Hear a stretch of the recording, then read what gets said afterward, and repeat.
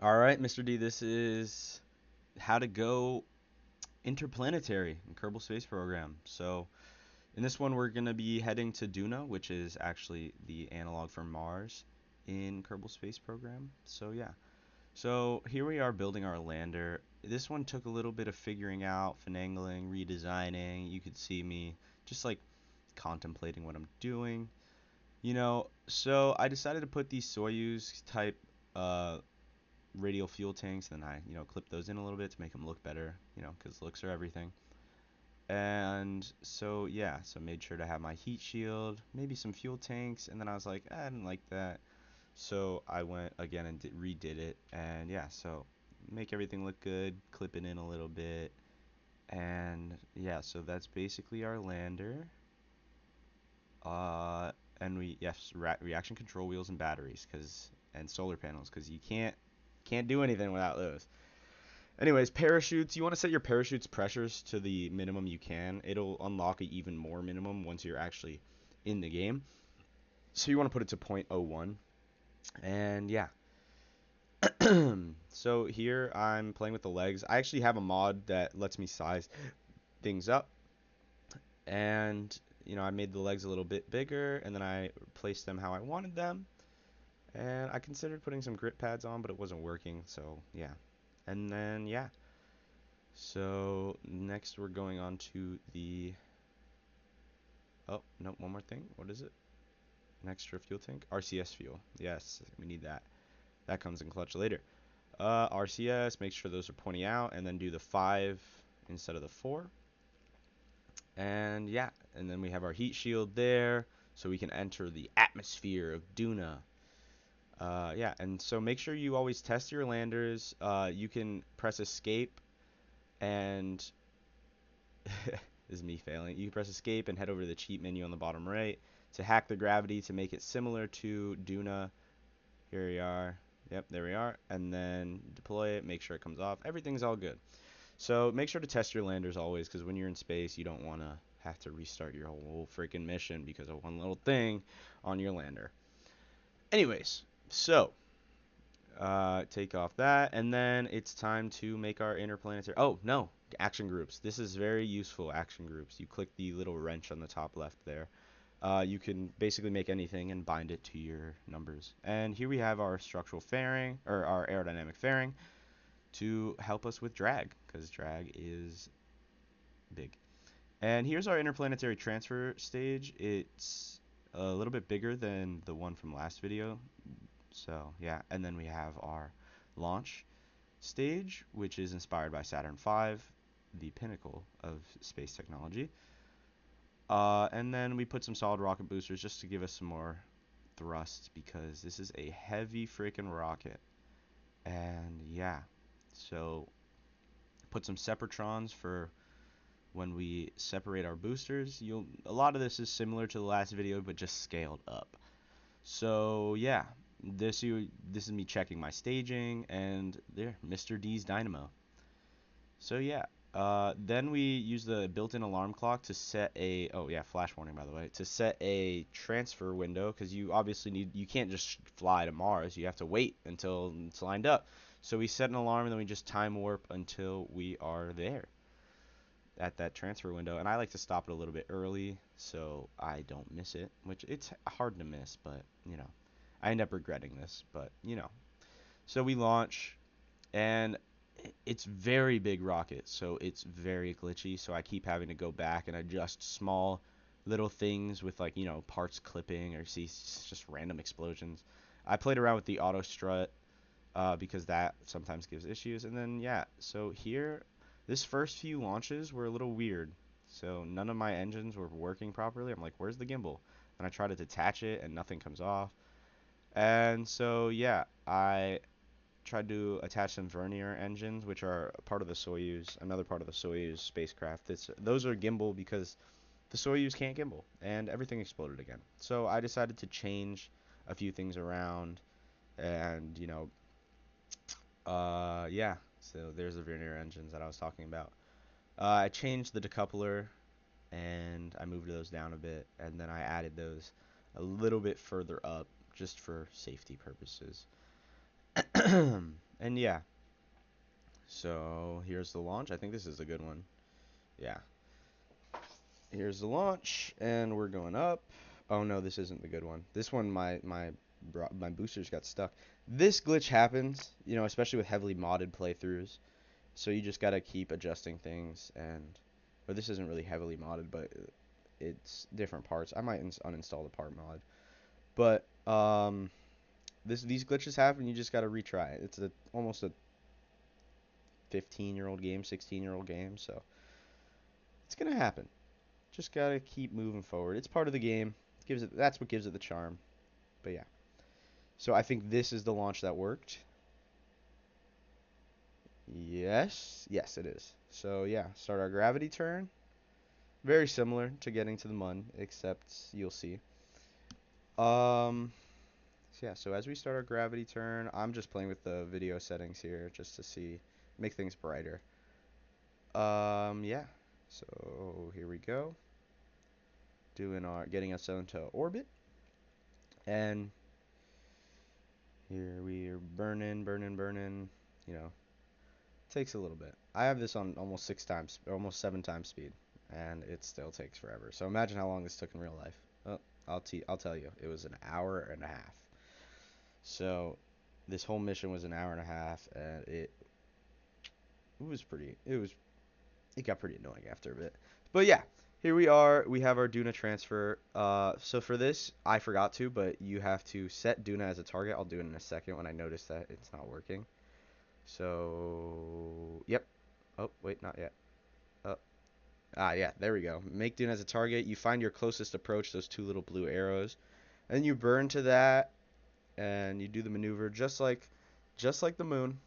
And once you could do these interplanetary transfers, you could do pretty much every single interplanetary transfer. They're all the same. Um, but when you get to landing on extra moons is where it gets a little bit more difficult, but it's still pretty much the same, just different scale. So yeah, now we have those two little blues, and then we're just gonna, play around with our maneuver until we get and intersect with Duna, which we're about to get. Uh, it's not easy, but you just gotta play around with it. This is why you make sure you're on the same inclination when you launch. You gotta make sure you're on a flat inclination. I didn't do that. So make sure you're going exactly 90 degrees when you get off the launch pad. So here's me. I got to Duna. And, I'm just going to burn, or at least I'm going to wait and then burn to get to Duna. Do what I say, not what I do. Um, yeah, and there we are. And then I just did a little bit extra to get us a little closer, which wasn't the smartest idea, but it's okay. And then, yeah, there we are in Duna's atmosphere, getting our orbit all set up. And here we come. Here we come. Yep. And then we do a little burn.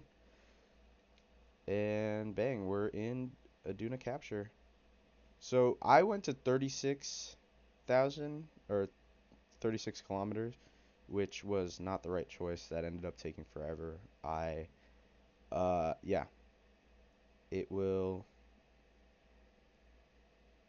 it will take a few revolutions around Duna to burn into the atmosphere. And then I got even more complications later because of this heat shield, which clipping the parts into the rocket has to be done very specifically or you end up with glitches. This game is glitchy. It is an old game. It is a very physics intense game. Oh, look, there's a little eclipse right there. A little solar eclipse on the surface of Duna. How neat is that? Um, but yeah, so it takes a few passes and then I end up burning at the apoapsis over there, but that's not happening yet. Do I? Or do I keep going in? Can't remember. Oh yeah, I do. I get a little glitches with my engines because of the heat shield, so I end up just doing it with my RCS. You press H with your RCS to translate forward. I went to, I believe, 20,000 meters.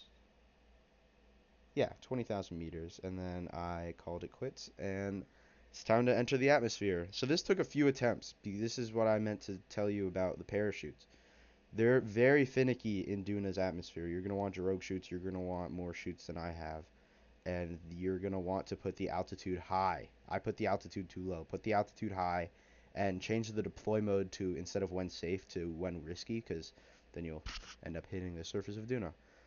Yeah. So it ends up paralleling our last video, landing on the Mun. I am by no means an expert in this game. I am just, passionate about it. But yeah, so I keep messing up here. So that's why you always quick save. Always quick save. Because if not, I would have had to restart that whole hour and a half mission. It would not have been the worst thing, because this mission was, one little domino and everything messes up. But, it is what it is. So here, I think it worked, or no? No, this is another failure. So yeah, it just trial and error. Every time you mess up, you learn. So make your quick saves. Reduce your pressure like I'm doing right here, and then reduce it to when risky. And sometimes you might even just have to manually deploy it, because I guess where we're landing, it was now I'm noticing what I did wrong. Oh yeah, here we go. Yeah, I had to use my engines there too. I had it set to sea level instead of ground level, which if you remember from the last video. But yeah, here's just me repacking the parachutes with Jeb, EVA. Plant a flag, take some surface samples. Oh, looks like our ship is moving away from us. That's not fun. This took a long time because I kept hitting it. I should have put a ladder, but I forgot to. It's okay. The gravity will help us. Anyways, we're back. So I put the landing legs down and I just turned the springs to just hold us in place, but we're still resting on the bells of the engine because those are, I don't know, they have more grip or something. But yeah, here we're going back to Duna, or we're going back to Kerbin. Flash warning again, by the way. Going back to Kerbin, and yeah, I'm going to put a flash warning at the beginning of the video. But yeah, so we have our Duna to Kerbin transfer window, and putting up the solar panels because there is an atmosphere, albeit very thin, but every little bit helps. Yeah, and then I ran into another glitch here where my engines just didn't fire. Like you'll see my engines fire visually, but you can see my velocity isn't changing at all. So that took a little bit of playing with. See, I'm just playing with it right now. So I had to go. This is me looking it up on Google, and I had to end up going into Hyper Edit, which is the little H here. It's a mod, and I just had to play with my fuel, and that ended up helping. I don't know why, just did. Here's me Googling it again.